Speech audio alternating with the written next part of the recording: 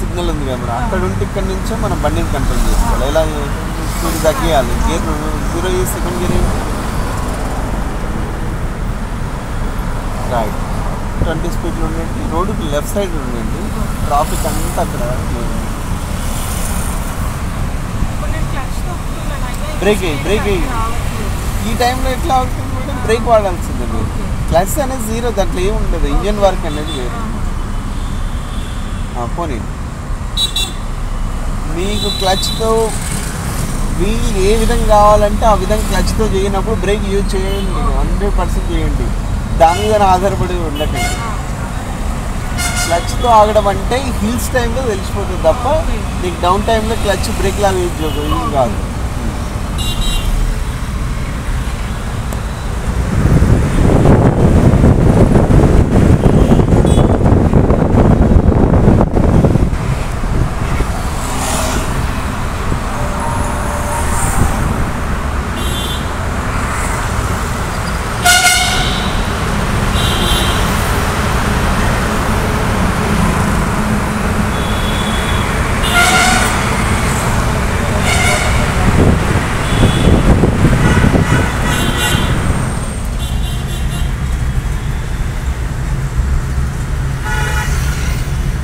Right నుంచి వెళ్ళిపోండి. ఈ రైట్ మార్కింగ్లో ఉండండి సార్.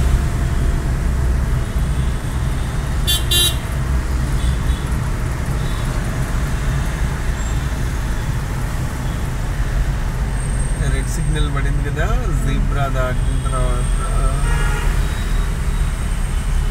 90 ఇక్కడ ఆపండి. కంప్లీట్ 0 అండ్ బ్రేక్ నొక్కండి. ల్యాండ్ మార్క్ దాటి వెళ్ళిపోవద్దు. కొంచెం ఇక్కడ నాకు డౌట్ ఉంది. చెప్పండి. బ్రేక్ అది వెంటనే ఆగట్లేదు అంటే అది గట్టిగా నొక్కితేనేమో సడన్ బ్రేక్ లాగా ఆగుతుంది. మనం క్లచ్ లేయర్స్ లాగా ఎట్లా వాడుతున్నామో బ్రేక్ని కూడా ఒక 1/2 ఇంచు జస్ట్ ఒక పాయింట్ ఆ ఫీల్ తోటి టైర్ ఆగుతున్న ఫీల్ వచ్చే ఎప్పుడైతే వస్తుందో అప్పుడు అలాగే పట్టుకుంటే అయిపోతుంది, ఆగుతుంది. స్పీడ్ పెంచండి.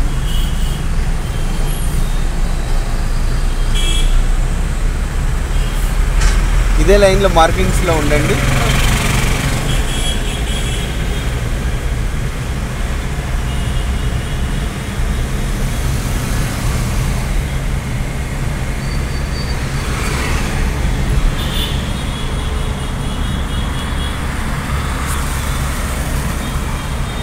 పెంచండి, స్పీడ్ పెంచండి, ఇంకా పెంచండి.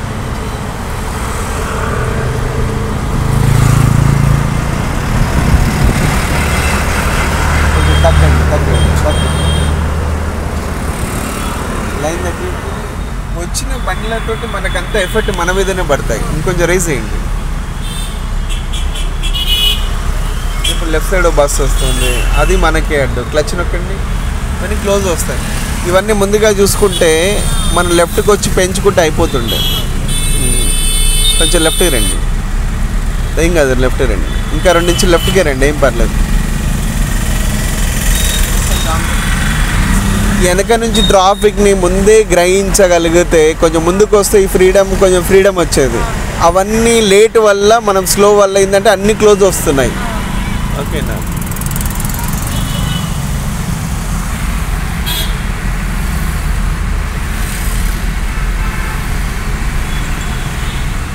ఈ వెహికల్ కూడా దాటేయండి, పెంచండి, స్పీడ్ పెంచండి. మీరు ఆ టైంలో నేను పెంచమన్నప్పుడు పెంచకపోవడం వల్ల కూడా ఈ సమస్యలు ఎదుర్కోవచ్చు.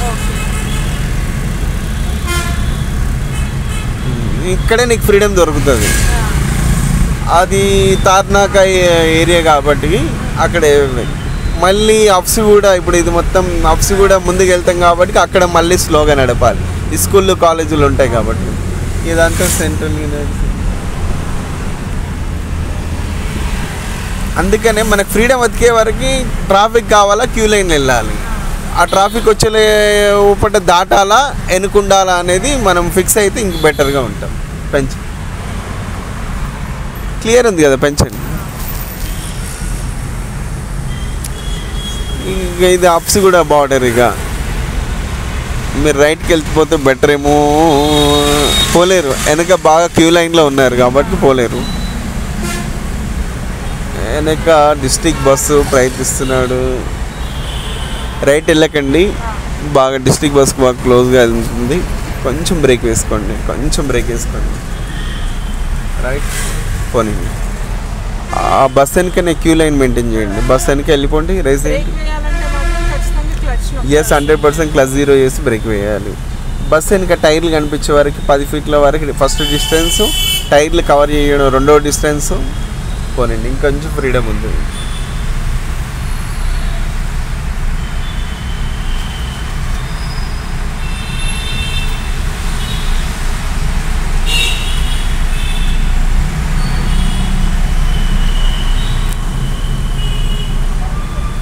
వాళ్ళతో పాటు సేమ్ పని చేయాలి. మీ వీల్స్ అనేది వాళ్ళు ఫాస్ట్గా ఉన్నారు, మీరు స్లో ఉన్నారు. మీ డ్రైవింగ్ స్కూల్లో బండే కాదు, మీ ఓన్ వెహికల్లా ఫీల్ అయిపోండి.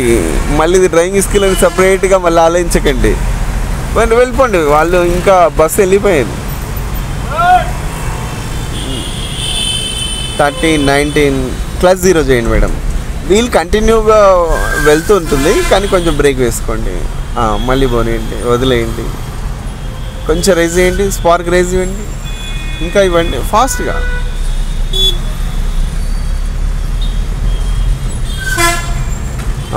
ఇప్పుడు కొంచెం సిచ్యువేషన్స్ కొంచెం కంట్రోల్లో ఉంటుంది. కొంచెం ఇంతలో పడిపోయింది మేడం, బ్రేక్ వెహికల్ అడ్డొస్తుంది, కొంచెం స్పీడ్ తగ్గించండి.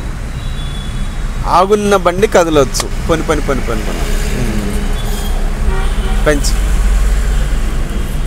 పెంచండి, స్పీడ్ పెంచండి.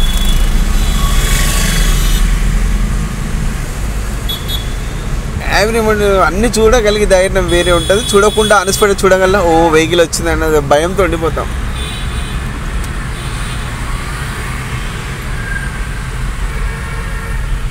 క్లచ్ 0 చేసి వెయిల్ మీద బ్రేక్ కంట్రోల్, జస్ట్ చిన్న లేయర్స్ 1/2 ఇంచ్ బ్రేక్ వదిలేయి. అది పని మెల్లే పని. క్లచ్ వదిలేండి. ఫ్రీడమ్ ఉందా లేదా మీకు? పెంచండి. మరి ఈ వెహికల్ క్లోజ్ ఉంది కదా, వాడు అదే డిస్టెన్స్ ఆపోజిట్ ఉంటే పెంచొద్దు అసలు. మీద కొంచెం బస్ స్టాప్ పబ్లిక్.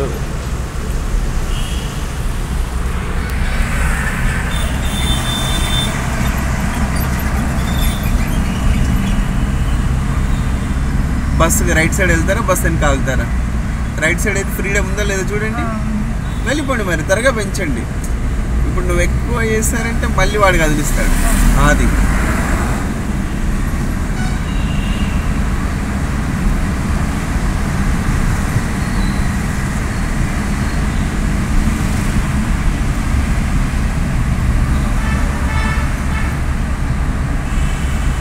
క్లచ్ నొక్కి అడిగేరేయండి, ఉన్న టైంలో వేయండి.